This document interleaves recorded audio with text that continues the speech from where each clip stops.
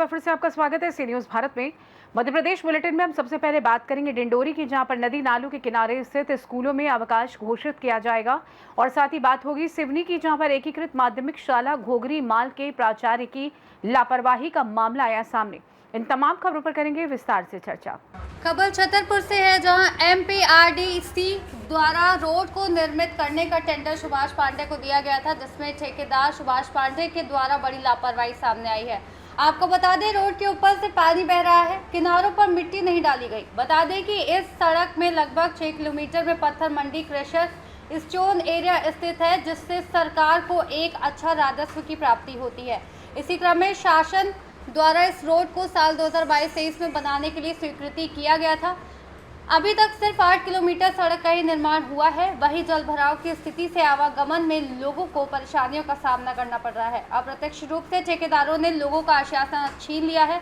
अब देखना ये होगा कि एमपीआरडीसी पर क्या कार्रवाई करते हैं। आपका नाम क्या है? नंदकिशोर अहरवार। नंदकिशोर अहरवार। गांव कौन सा है आपका?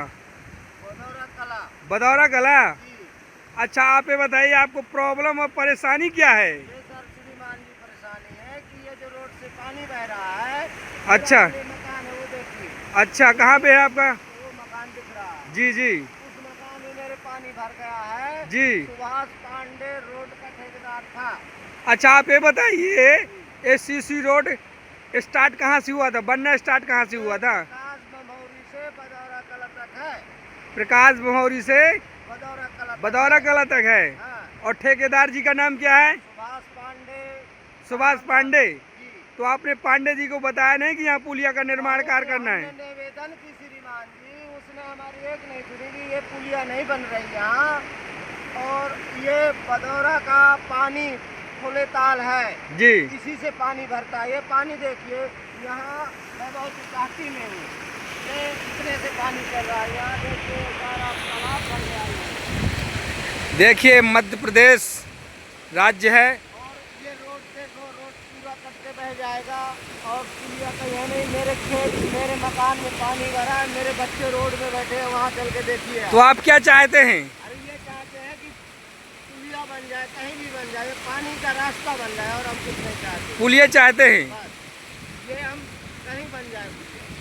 ये मध्य प्रदेश राज्य में छतरपुर जिला आता है। छतरपुर जिले में ग्राम पंचायत बदौरा कला, जिला छतरपुर, मध्य प्रदेश। यहाँ पे ग्राम पंचायत प्रकाश बमौरी से ग्राम पंचायत बदौरा कला तक सीसी रोड का निर्माण हुआ है। बदौरा और घटेरी के बीच में यहाँ पर पांडे जी जो ठेकेदार हैं, सुभाष पांडे जी जो ठेकेदार हैं, उनके द्वारा ये सीसी रोड का निर्माण करवाया गया है प्रकाश बमौरी से। और ये बना है ग्राम पंचायत बदौरा कला तक।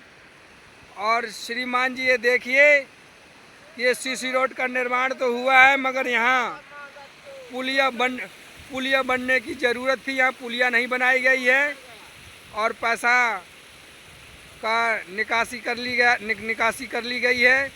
और यहाँ घटेरी ग्राम पंचायत और बदौरा ग्राम पंचायत के बीचों बीच यहाँ ये सीसी रोड के ऊपर से पानी निकल रहा है। यहाँ पर सीसी रोड बनने के बावजूद यहाँ पुलिया का निर्माण कार्य नहीं किया गया है और लोगों के घरों में पानी भरता है। ये देखिए, पूरा पानी भरा हुआ है।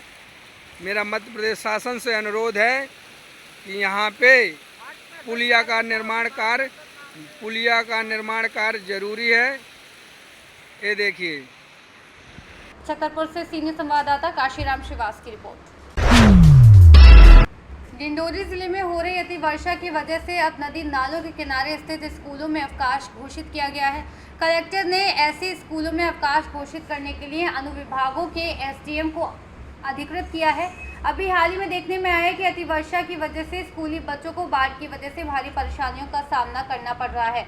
बारिश में बच्चे स्कूल जैसे तैसे तो पहुंच जाते हैं, लेकिन स्कूल में छुट्टी के बाद समय पर घर नहीं पहुंच पा रहे थे।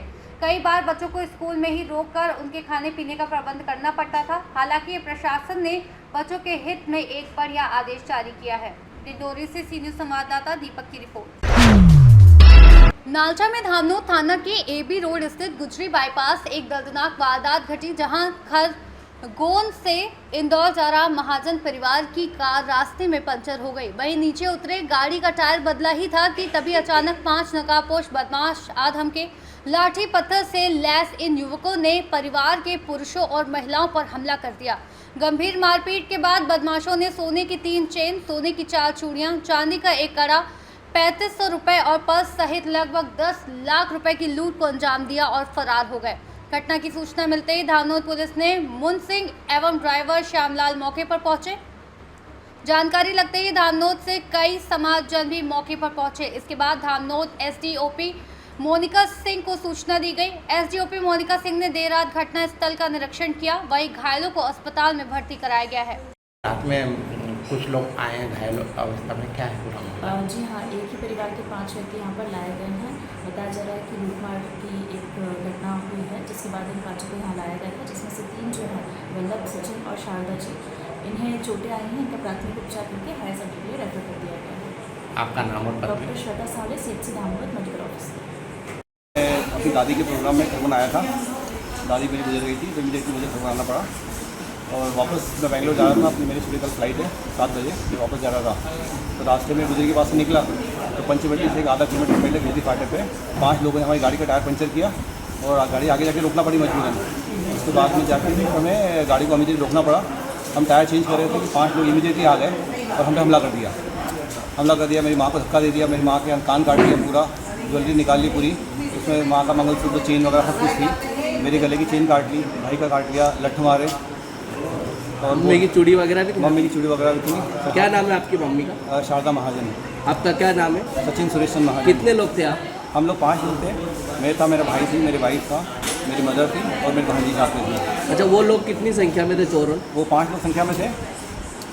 अच्छा, आप क्या कहना पड़ा था उनका? क्या बोल रहे थे आप? नहीं, कोई बोल नहीं रहे थे। वो अपना मुंह मास्क ढका हुआ था, उनको तो सिर्फ सामान चाहिए था। अच्छा, वो सब गाली गलौज कर रहे थे।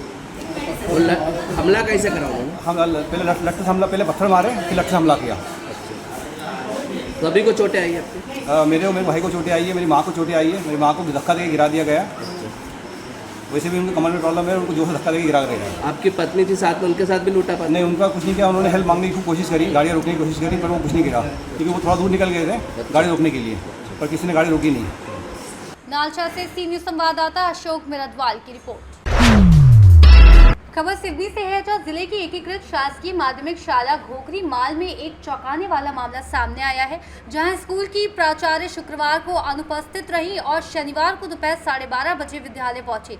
जब मीडिया ने इस लापरवाही पर सवाल उठाया तो प्राचार्य ने जवाब देने के बजाय उल्टा पत्रकारों से ही पूछ लिया, आप किसके आदेश से स्कूल आए हैं। उन्होंने पत्रकारों को ये कहकर टाल दिया कि बिना मुझसे बात किए स्कूल मत आइए, मैं कुछ नहीं बोलूँगी, अभी यहाँ से जाइए। बड़ा सवाल ये है कि अगर पत्रकारों को ऐसे ही रोका गया तो भ्रष्टाचार और लापरवाही की सच्चाई जनता तक कैसे पहुँचेगी, ये एक गंभीर संकेत है।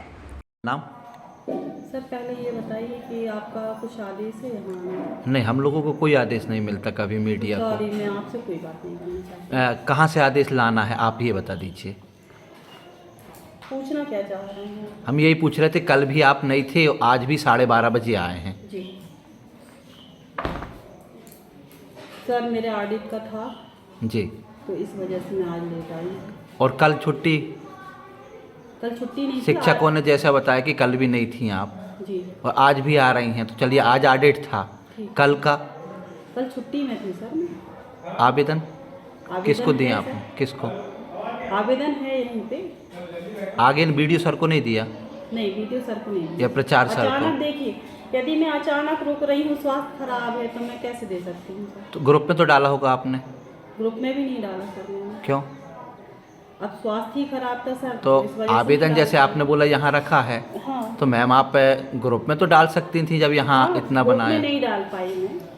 कल भी नहीं डाल पाया, आज भी आप 12:30 बजे आए। तो मैंने जैसे बताया ना कि ऑडिट का काम था, तो मैं कुछ बिल कलेक्ट करना था, इसलिए मैं लेट आई हूँ। जी, अच्छा मैम, जैसा आप पूछ रहे थे कहाँ से आदेश लेके आना चाहिए मीडिया को, हम लोग सर, भी आपको समझें। सूचना तो देना चाहिए। आप कहीं भी चले जाते हो, बिल्कुल, कहीं भी चले जाते हो, इससे हमारा क्या है, मानसिक रूप से, जैसे अभी मैं आई आपसे, जी, है ना, तो मानसिक रूप से हर टाइम तो आप आपका मतलब वो नहीं कर सकते ना।